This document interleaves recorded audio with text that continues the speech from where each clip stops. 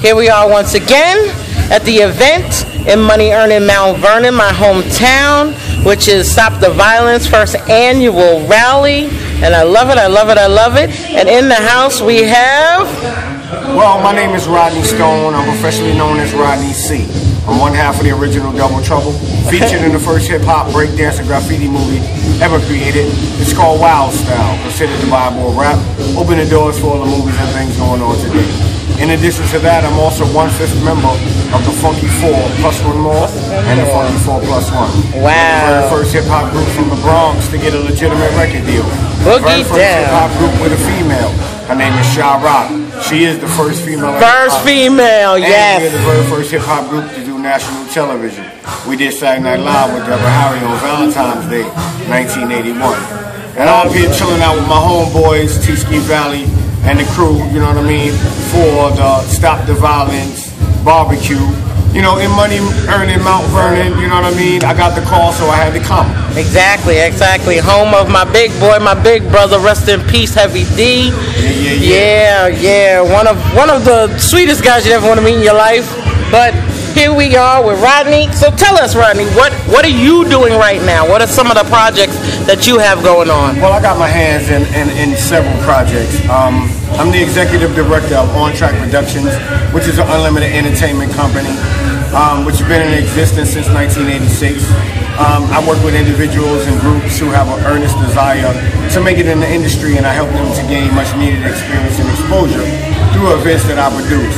I produce my events under the Safe Night banner, which is drug-free, weapon-free, and argument-free.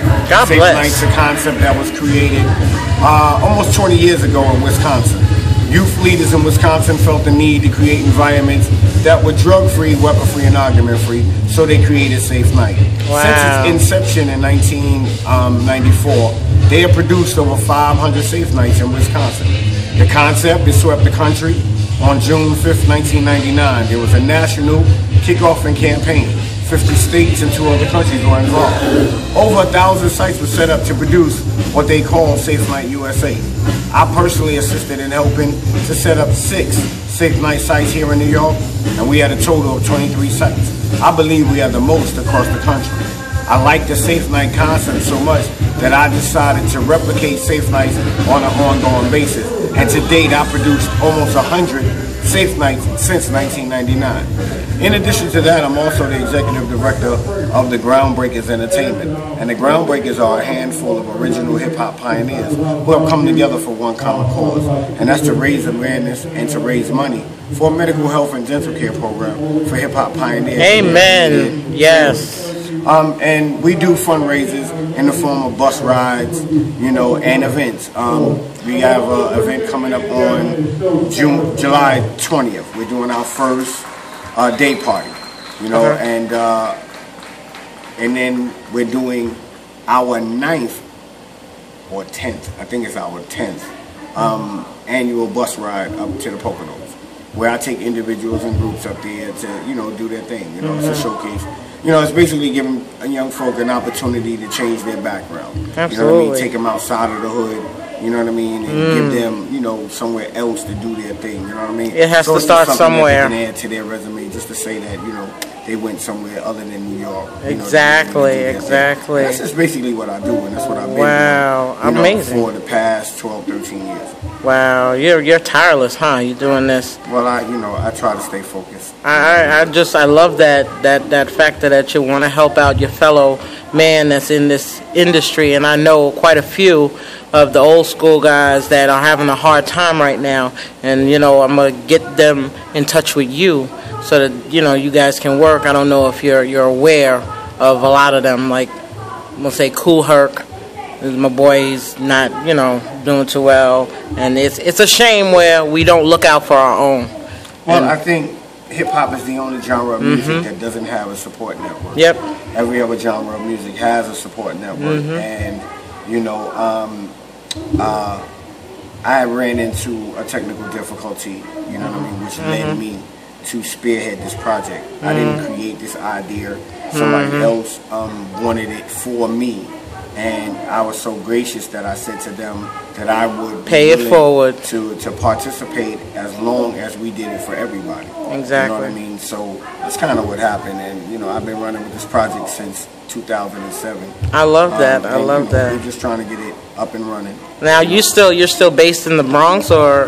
Well, I'm based in New York. Okay. You know So what I'd like to do is your organization and whoever the charter members are, I'd like to invite you over to the show so you can actually sit down with the time slot and talk about this and give information so that people may not otherwise know about this information. You know, I would love it. I open the doors for that. Something like this is something that needs to be talked about. It needs to be said. And we don't know people like you that are doing these tireless efforts that want to help out with the community, want to help out with these kids, want to help out with your other artists that may have gone through hard times and not talking about it because they don't know where to go. Right. And so this is something that needs to be spoken about. So like I said, I mean, I got into this because I got caught up in the politics or the politics of the business. And, you know, I was deeply in love with hip-hop, and I fell out of love with hip-hop, and then I fell back in love with hip-hop. And when I fell back in love with hip-hop, I had to find my purpose and reason. And now it's to assist others who have a earnest desire, you know, to make it in the industry. You know, I don't offer anybody anything other than my assistance, you know, my expertise, my knowledge, my wisdom, and understanding of the business. And I help individuals to get better at what it is that they do. Wow. Wow. Amazing. Okay, let me put that on pause. Any intern. So you're here to perform or you're just here to speak on behalf of Stop the Violence at this rally? Well, I guess I'm going to do a little bit of both. Okay. You know, I'm a youth advocate, so of course, you know what I mean, my concern is young people. Right. And, you know, the things that they get into and the things that they should be getting into. Okay. You know what I mean? And I love to perform as well. Of course, you have to. I brought my CD. That's what's up. I can't wait. I'm going to catch that one.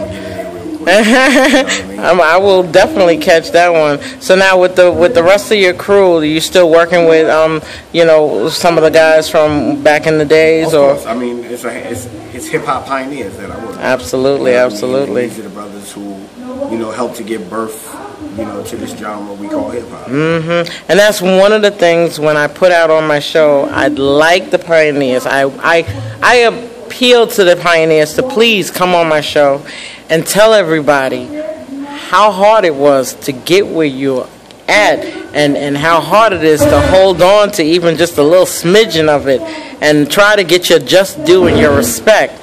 Because to me, you can't go forward until you know where you come from. Until you know who busted down the doors for you, opened up those locks and just made hip-hop a reality for America. I'm not going to say white America. I'm going to say for America to know what hip-hop is. It's you guys that did this. And I need for these young kids who are talking about absolutely nothing to understand that and give you your respect. And that's one of the formats on my show, is to bring you guys out there so you can talk about it. No, that's great. And, you know, and I'm so elated, you know what I mean, that there are people like you in the world, you know, who have a genuine interest in the pioneers and that era of hip-hop. Oh, yeah. And helping to expose, you know, those who need the exposure. Oh, yeah. So we're pretty much on the same page, and I salute you. I'm a hip-hop head for real. I go back. I don't like listening to the new stuff. I listen because it gives them an opportunity, but I'm an old head. I swear my kids look at my genre of music and they go, "Mommy, Run DMC, really? Cold Crush Crew, really?" I'm like, yeah, and your point is, listen to the stories. That's my whole thing. We had stories. Right. You guys gave us stories. Right. And not only just the stories, but the fun to it. Right. So it wasn't about all this gun banging and slanging and negative and derogatory words being put out there. Fun music, happy music, right. Things that made us happy. We were broke, don't get it twisted. We were all broke back then too, but guess what? We had fun doing it. You never knew. We were enjoying it. I enjoyed it. Right. I think we were a much slimmer nation back then, too. But it was wonderful talking to you. I'm going to put this out there so everybody can see and hear. And where can people get at you if they want to get at you for an event, for anything? Okay, well, you can hit me up on 2 email addresses. One is GBHipHop, Groundbreakers Hip Hop. And it's just G for ground, B for breakers, hiphop@gmail.com. Okay. If you're interested in participating in my showcases, then you hit me up at On Track Productions, spelled all the way out. On Track Productions with an S at hotmail.com. Okay. That's how you hit me up. Wow, amazing. Well, I thank you. Next Level Radio thanks you, and hopefully we can set up and schedule an appointment for you and your crew to come on and talk about what you got going on to the rest of the world.